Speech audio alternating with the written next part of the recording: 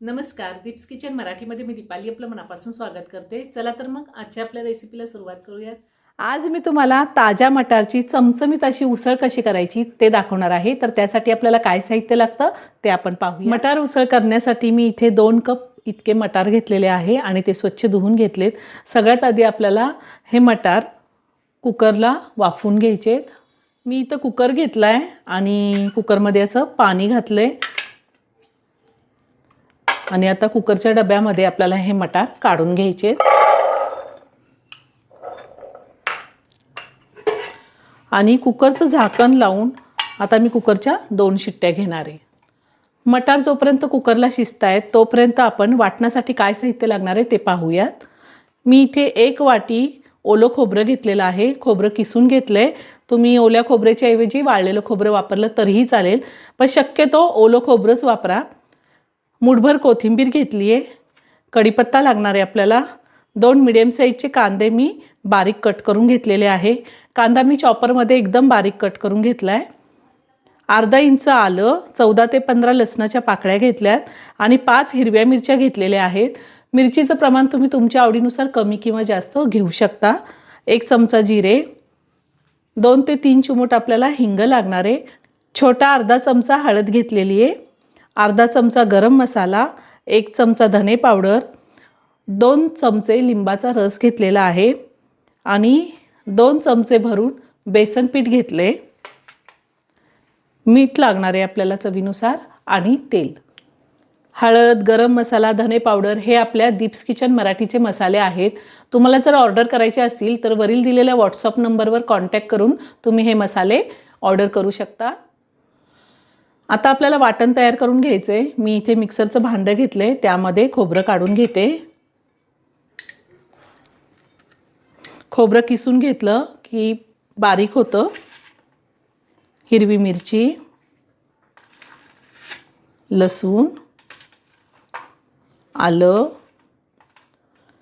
आणि कोथिंबीर। कोथिंबीर मी खूप सारी घेतलेली आहे।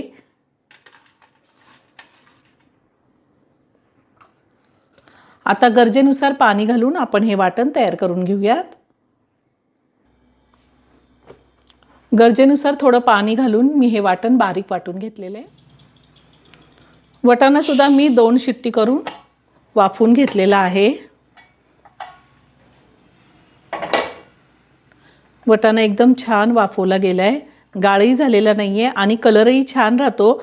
आपण वाटाणा वाफवताना त्यामध्ये पाणी घातलेलं नाही। कुकरमध्ये खाली पाणी घालायचंय, वाटाण्यामध्ये अजिबात पाणी घालायचं नाही।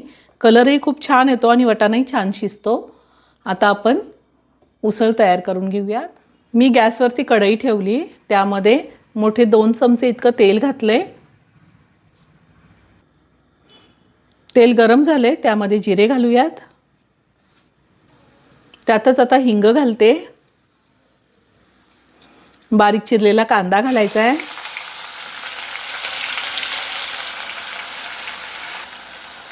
कढीपत्ता घालायचा आहे आणि कांदा आपल्याला 2 ते 3 मिनिटं चांगला परतून घ्यायचा आहे। कांदा साधारण 2 ते 3 मिनिटं मी चांगला परतून घेतलेला आहे। आता आपल्याला ह्यामध्ये बेसन पीठ घालायचे आहे। बेसन पीठ घातल्यामुळे उसळ चांगली मिळून येते आणि टेस्टही खूप छान लागते। एकदा नक्की ह्या पद्धतीने मटारची उसळ तयार करून बघा। आणि ह्यातच आपल्याला हळद घालायची आहे आणि आपण जे वाटण तयार करून घेतले ते घालायचे। बेसन पीठ असं तेलामध्ये घातलं की ते छान परतून होतं। आणि आता हे वाटण घालते।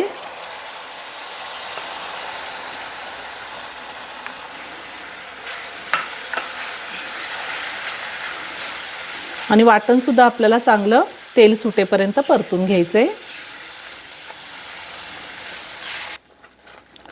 मसाला छान तेल सुटेपर्यंत मी परतून घेतले। आपण बेसन पीठ घातले, तुम्हाला जर वाटत असेल खाली लागते तर थोडं पाणी घातलं आणि मसाला शिजवून घेतला तरीही चालतं। आता ह्यामध्ये अर्धा चमचा गरम मसाला पावडर घातली आहे। धने पावडर घालायची आहे। आपण हिरव्या मिरचीचा वापर केलाय, त्यामुळे मी लाल तिखट घातलेलं नाही। आता हे सगळं व्यवस्थित मिक्स करून घेतलेलं आहे। ह्यातच आपण शिजवून घेतलेले म्हणजेच वाफवून घेतलेले मटार घालायचे आणि हे सगळं व्यवस्थित मिक्स करून घेऊया।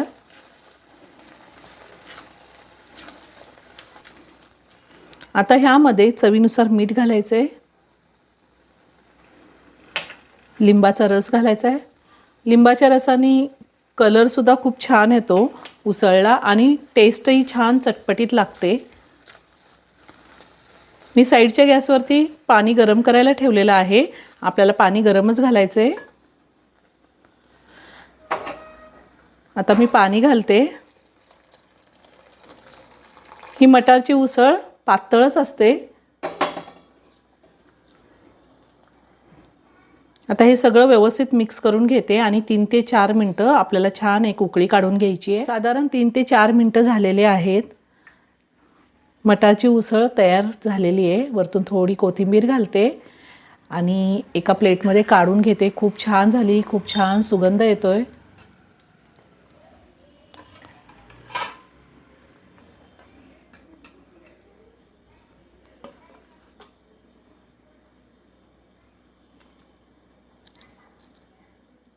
तयार झाली चमचमीत अशी हिरव्या मटारची उसळ। खूप छान झालेली आहे। ही उसळ आपण पावासोबत खाऊ शकतो, कांदा फरसाण घेतलं तरी चालतं, लिंबू। खूप छान झालेली आहे, तुम्ही नक्की करून पहा। व्हिडिओ जर आवडला तर व्हिडिओला लाईक आणि शेअर करायला विसरू नका। रेसिपी आवडली असेल तर कमेंट करून नक्की कळवा। पुन्हा भेटूया अशाच एका छानशा साध्या आणि सोप्या रेसिपी बरोबर। धन्यवाद।